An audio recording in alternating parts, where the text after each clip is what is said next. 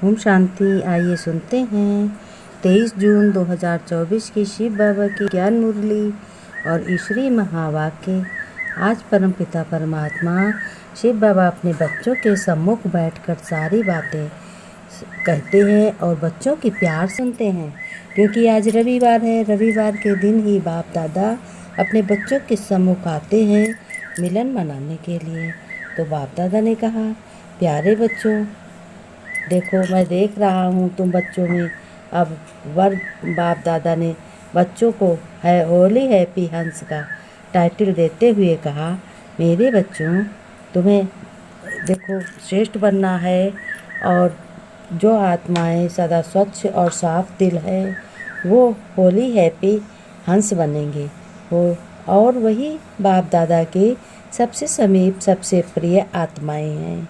फिर बाप दादा ने कहा, बच्चों, ऐसे साफ दिल आत्माएं सदा बाप दादा के दिल तक नसीन होने की बजाय वृत्ति में, दृष्टि में, बोल और संबंध संपर्क में सरल व स्पष्ट दिखाई देती हैं, बहुत नज़दीक दिखाई देती हैं। फिर बाबा ने कहा, यह मैं सुनाया कि बच्चों तुम्हें। फिर बाप दादा ने कहा, तो बाबा ने कहा कि विनाश का परिवर्तन करना तो एक ताली है, एक ताली भी नहीं बल्कि चपटी छुटकी कमाने की बात है। बाबा ने कहा, विनाश के समय बच्चे श्रेष्ठ बन जाएंगे, पक्के बन जाएंगे, ये तो एक चुटकी की बात है, लेकिन अभी तक 108 की आधी माला की तैयार नहीं हुई है। तो फिर बाबा ने कहा कि ये विशेषता आप सभी बच्चों को सुनाते हैं कि 108 की माला जल्दी में तैयार होनी है, और वह विशेषता है कि जितनी सर्विस नहीं की जाती है, अर्थात जितना निर्माण किया है उतना निर्माण भी बनना है। लेकिन सेवा की उन्नत में बच्चे कभी कभी निर्माणता के बजाय स्व अभिमान की मिक्स हो जाता है, क्योंकि अहंकार आ जाता है। इसलिए बाबा ने कहा, संबंध संपर्क वालों में बैसलिंग भी होनी चाहिए, यानी प्यार भी होना चाहिए। सेवा भले कितनी भी करो, अपनी सर्विस डिस नहीं करनी चाहिए, लेकिन सेवा के साथ साथ बच्चों निर्माणता और मिलनसार का पुरुष का बड़ा ही महत्व है। अगर पुरुष मिलनसार नहीं है तो कोई सेवा नहीं होती। फिर बाबा ने कहा कि मैं बहुत सर्विस की, मैंने तो बहुत सर्विस की, और बच्चे तो उस सर्विस के बराबर बने। जैसे सर्विस के निर्माण और निमित्त के बैलेंस से दुआओं का खाता बहुत बहुत जमा करो। आज बाप दादा अपने बच्चों को होली हैप्पी लोगों के साथ में आए हैं।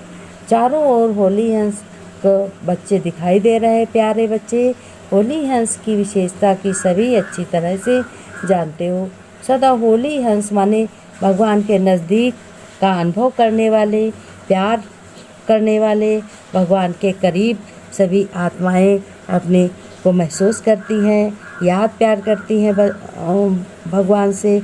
वही होली हंस आत्माएं होती हैं जो सत्कर्म की आत्माएं होती हैं, जिनका सत्य कर्म होता है, बिल्कुल भी विकार में नहीं जाते हैं। वो अति स्नेह, अति प्रेम, प्यार की आत्माएं बच्चे होते हैं जो बाबा के, भगवान के करीब होते हैं।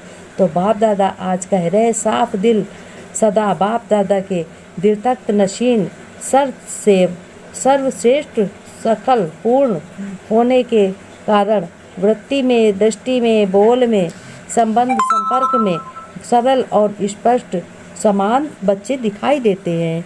तो बाबा के बहुत खुश हो रहे बाप दादा। सरलता की निशानी है।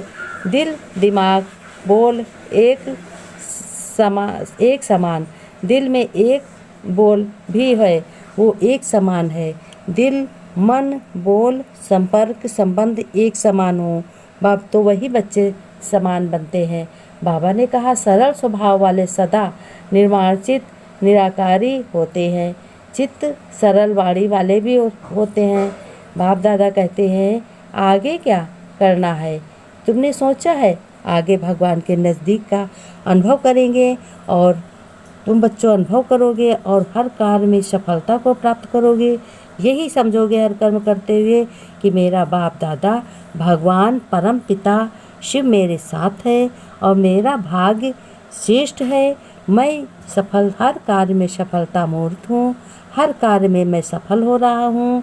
सफलता मेरा निश्चय है और सफलता ही मेरा जन्मसिद्ध अधिकार है। अधिकार तभी होता है कि जब बाप के कहने पर श्रीमत पर बच्चे चलते हैं और बाप देख देख कर खुश होते हैं कि वाह बच्चे वाह। तब बच्चों के मुंह से निकलता है वाह मेरा बाबा वाह, वाह बाबा आपकी कमाल है। फिर बाबा ने कहा कि आजकल मैं बाप दादा के आपस में रूह रिहान भी थी। जैसे रूह रिहान करते हैं दोनों, कैसे एक दो में रूह रिहान करेंगे। जैसे यहाँ इस दुनिया में आप लोग मनो एक्टिंग करते हो, नाटक करते हो, बहुत अच्छी करते हो, यानी जैसे रूह रिहान करोगे। रूह रिहान माने रूहानी प्यार, अंदर से दिली प्यार, आत्मिक प्यार, इसको रूह रिहान कहते हैं।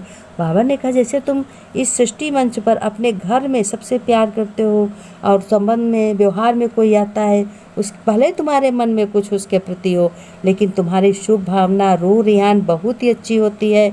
उस समय ऐसा लगता है कि घर में आए मेहमान की बहुत ही इज्जत हो। इसी प्रकार से बाबा ने कहा कि देखो बच्चे रूह रिहान भी करना जानते हैं और जो बच्चे इस हिसाब से चलते हैं वो सबके प्यारे होते हैं। बाबा ने कहा हर कर्म में बच्चों तुम मेरी उंगली पकड़ के चलो तो तुम्हें धोखा खाने की कोई ज़रूरत नहीं, गिरने की कोई ज़रूरत नहीं। फट से गिरो, झट से उठाया और कहीं चोट भी नहीं लगी। आजकल का युग देखो कितना भी नाजुक है। एक बार भी मन में आता है कि अगर घर से निकले हैं तो घर में उसी प्रकार से स्वस्थ होकर उसी प्रकार से आ जाए तो खैर कुशल है। आज युग कितना भी भयंकर बड़ा बन गया है, विकराल। बाबा की छत छाया के नीचे जाओ, बाबा की छत छाया के नीचे आओ, उंगली हाथ पकड़ के चलो उनका। बाबा ने कहा ऐसे बच्चे हमें सदा स्नेही होते हैं। अच्छे ऐसे ही बच्चे अपना कर्म करते हुए, ये कर्म योगी हो तुम, राजयोगी हो, राज ऋषि हो, तुम बच्चे ज्ञान ज्ञानेश्वरी हो, तुम राज राजेश्वरी हो, तुम ही बच्चे सब कुछ मेरे श्रृंगार हो। बाबा ने कहा सभी बच्चे मेरे श्रृंगार हैं। ओम शांति बच्चों।